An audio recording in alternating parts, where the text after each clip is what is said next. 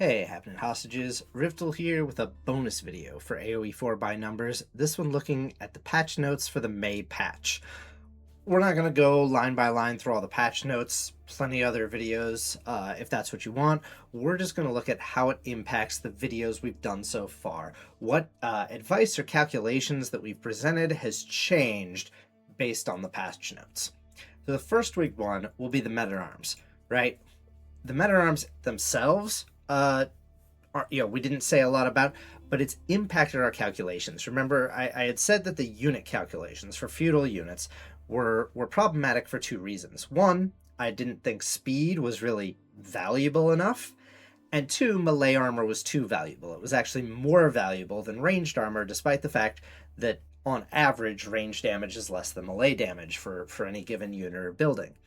The reduction of man-at-arms cost should help address that. One or both of those should get quite a bit better. I haven't calculated new numbers for that yet. It's a little bit of a process, but I think that will have a positive impact on how we calculate units, so I'm happy to see that. Turning then to the civs themselves, Abbasid, we hadn't calculated anything about their age-ups yet. Ayyubids, really the only thing impacting the age-ups is the dervish, the mass heal turned down slightly. That's more of a unit ability, but then turning on that unit ability permanently was part of the age up. What I'll say is this definitely doesn't bring the logistics feudal wing down enough to not make it overpowered, and they've done nothing, as we can see, about the numerous age ups at various ages, growth, reinforcement, master smiths in feudal, and some of those same ones later on as well. That were too powerful, and nothing to address things like Castle Age advancement that were incredibly weak. So really nothing done with landmarks here. Well, age ups for Ayyubids, they're not landmarks, which is kind of sad to see because we identified quite a few that were out of bounds one way or the other. Byzantines, we hadn't calculated anything for their landmarks yet, so nothing really to say for us there. Chinese, the only landmark change is the Great Wall Gatehouse can now shoot its nest of bees individually. I don't know that really adds a lot of value to it, but it's there. But nothing done about the Imperial Academy or Imperial Palace that we identified as very strong landmarks for this civ, and really the Imperial Academy driving China's power because it was so overvalued, almost 3 times what a feudal landmark should be giving you. Delhi we haven't looked at yet.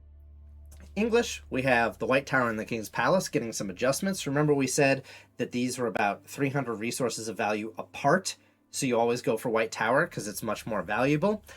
The good news, bad news. Good news is they've closed that gap. That gap now is about 100 resources, with White Tower at about 1,200 and King's Palace at 1,100. The bad news is that a castle landmark is supposed to get you 1,300 resources, and so they took White Tower down from, I think it was about 1337 or something like that, away from where it was good to now it's a bad landmark. And yeah, it's closer to King's Palace, but you just have 2, under average landmarks.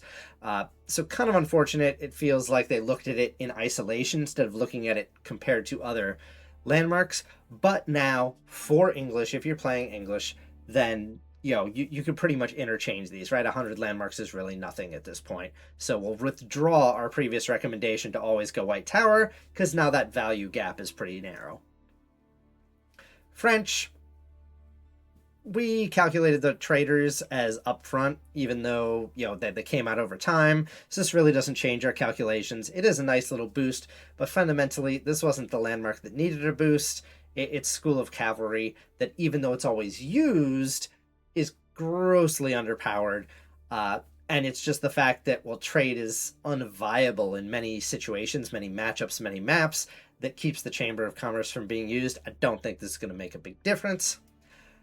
Golden Horde, nothing directly done to the age-ups, but the changes to the eco-text for UVUs, right? UVU Offering and UVU Ceremony are going to have an effect on the value of Relic UVUs, right? It will bring its value down in both Castle and Imperial. Imperial not as much, because it's really an Imperial relying on UVU tithes to give that huge boost.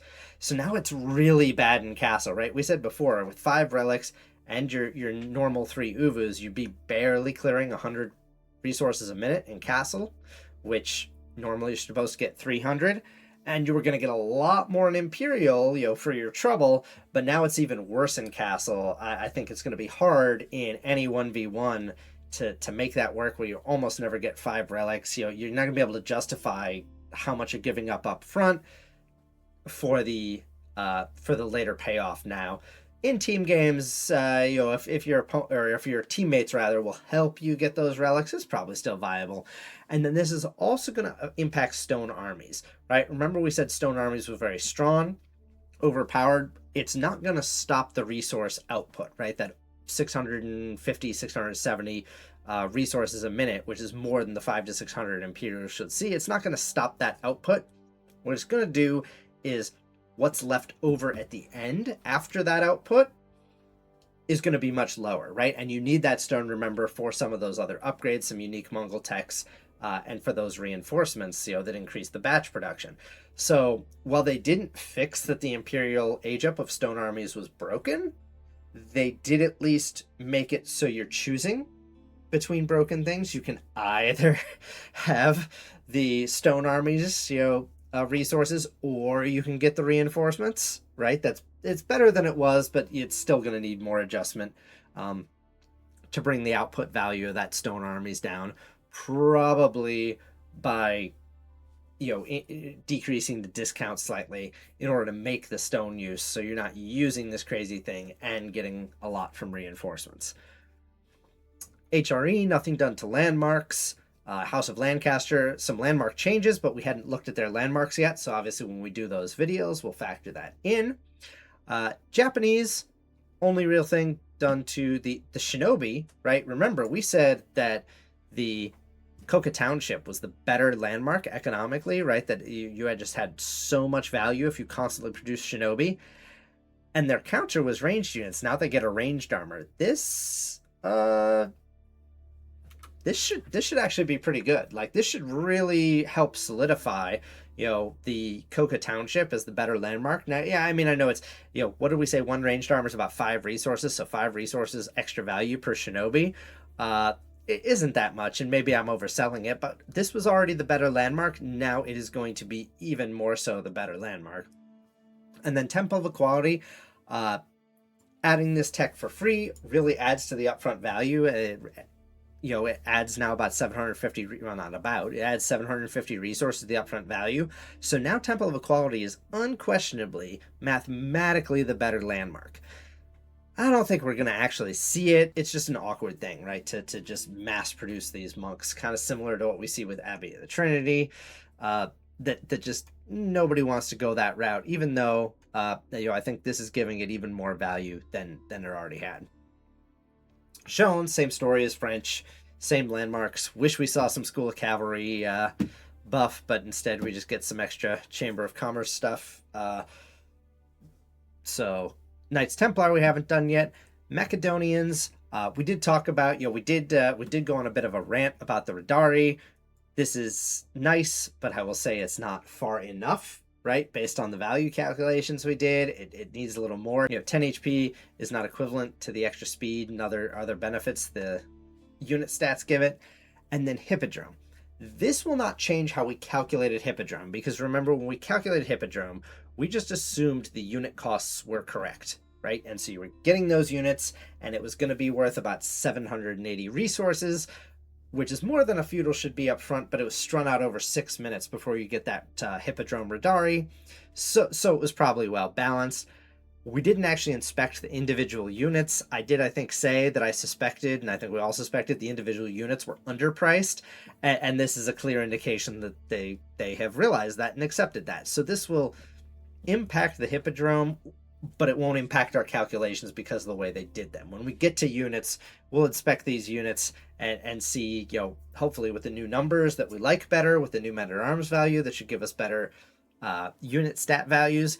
But I'm guessing these units were very underpriced, and that's why, even though we said, oh, this is a reasonable landmark, it was actually feeling quite unreasonable.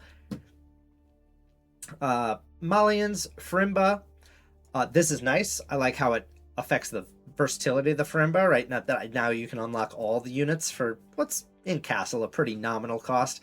I don't think it fixes the issue with Farimba, though, which is that, as we said, only the Mansa Musafati are actually, like, if you just mass produce them, going to bring their value.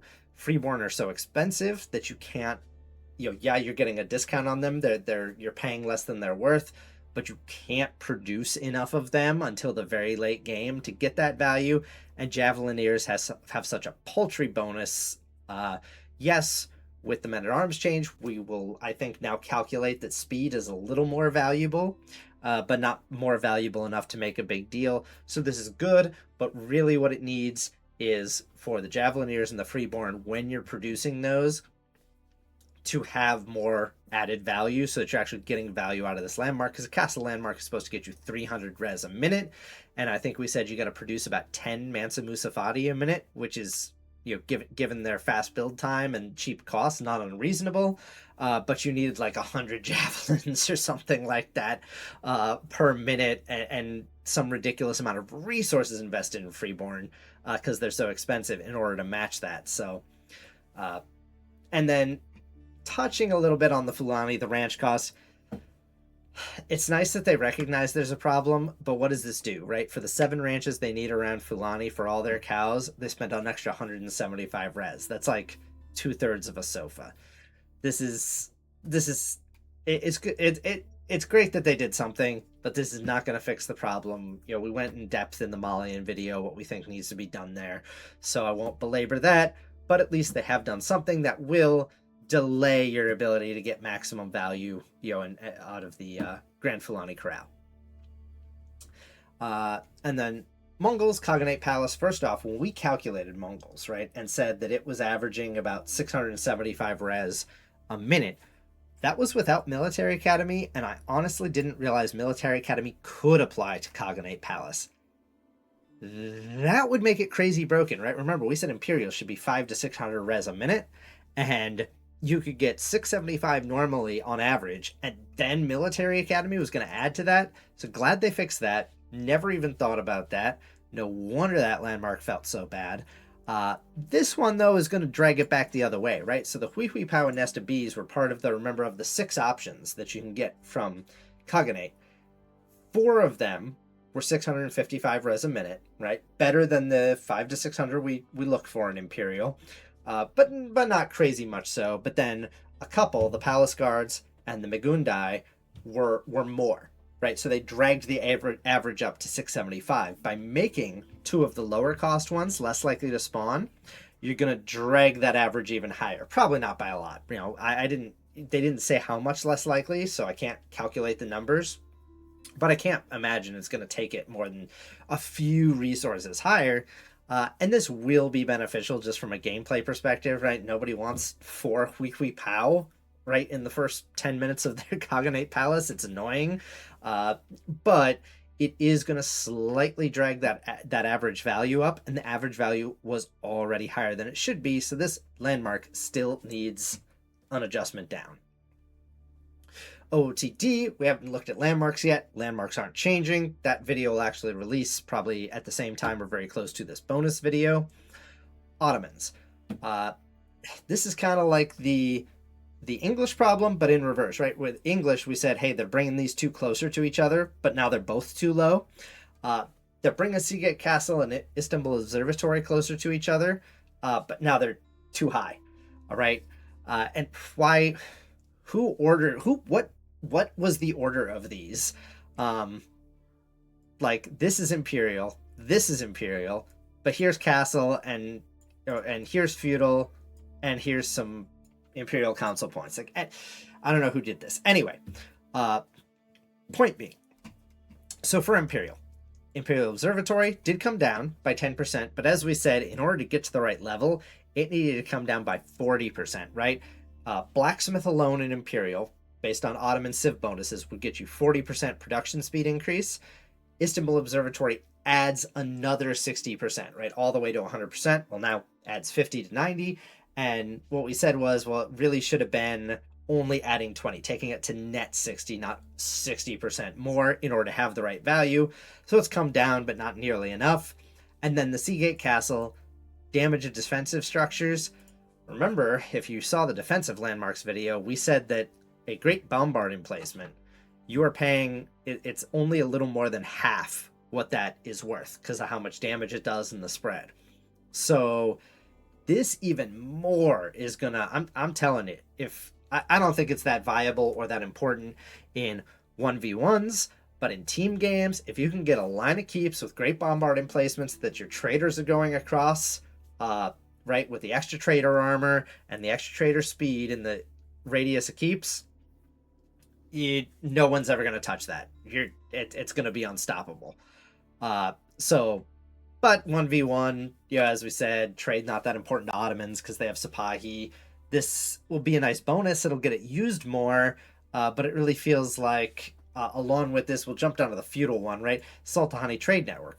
We had actually said that the Sultahani Trade Network was the better mathematical value, right? You got more out of it. And this doesn't increase it a lot, right? 72 a minute to 78 a minute, if you just look at, what it can get from the starting traders.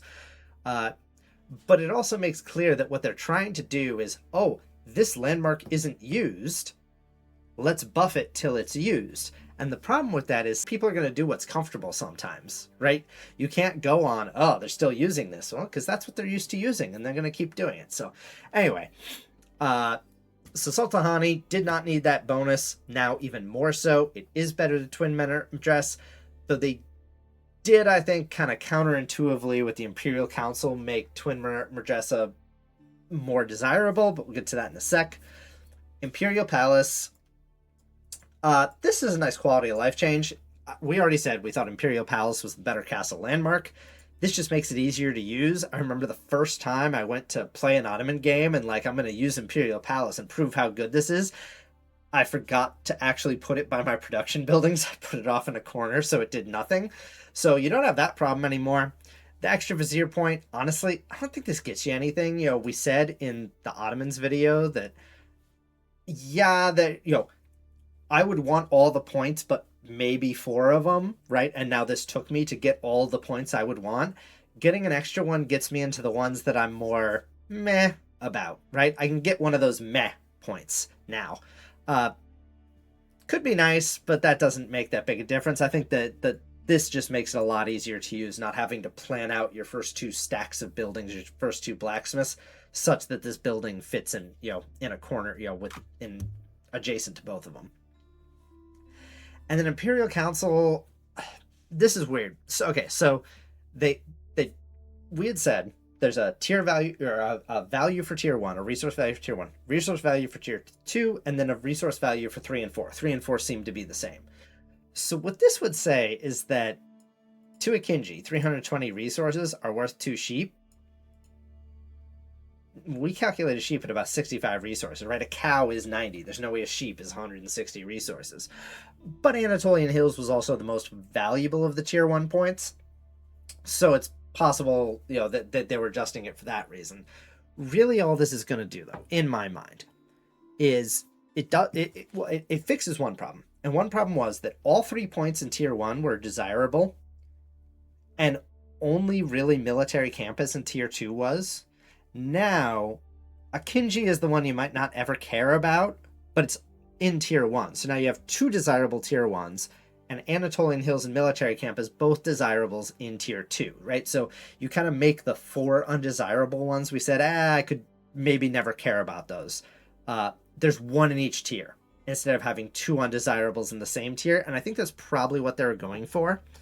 The problem is if you're trying to get Sultahani to be used more, then making Anatolian Hills come later is counterproductive to that, because now I want Twin Minaret Madrasa to help tide my food over until I can unlock those sheep, because I'm going to unlock those sheep later. So a little weird there. Abbey of the Trinity made one of the unique texts a little cheaper. Okay, great. We did do in our corrections, somebody pointed out, we had said in the video that Abbey of the Trinity was, you could only get the discount out of Abbey of the Trinity. That wasn't accurate. The discount on monks is through all the monasteries. So that landmark is more valuable than we initially said in the video. This will help, but at the end of the day, not that big of a deal. I think not really going to drive it because you don't really mass warrior monks like that. And you're constantly producing them is the only way that you would get your value out of Abbey of the Trinity.